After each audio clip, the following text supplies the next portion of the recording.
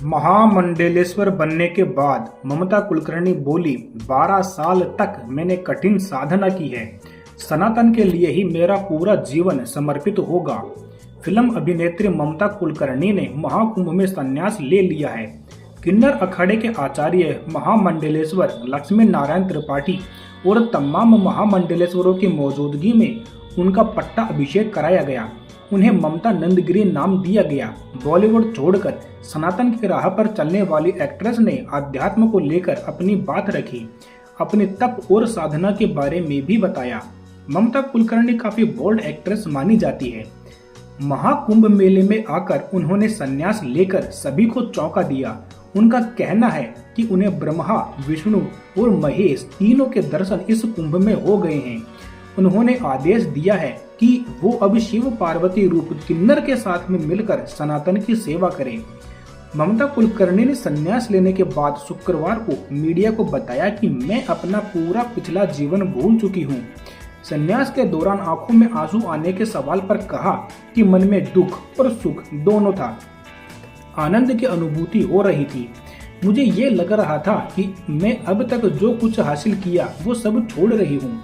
अब मैं सनातन की राह पर आगे बढ़ूंगी, सनातन धर्म को मजबूत करूंगी, क्योंकि मुझे मेरे गुरु ने 23 साल पहले दीक्षा दी थी।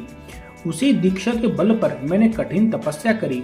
12 सालों तक मैंने अन्न जल को त्याग कर सिर्फ फलाहार और जल पर ही अपना जीवन जिया है।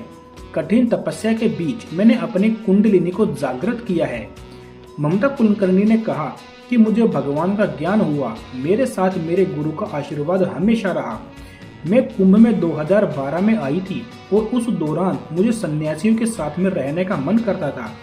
उन्होंने कहा कि मैं सन्यास के 3 पथ को फॉलो करते हुए आगे बढ़ी। मध्यस्थ पंथ के तौर पर मैंने किन्नर अखाड़े को चुना।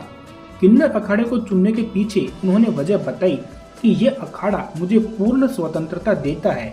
मैं सन्यास लेने के बाद भी सामाजिक जीवन में बनी रह सकती हूँ, अपने मन के मुताबिक कार्य कर सकती हूँ।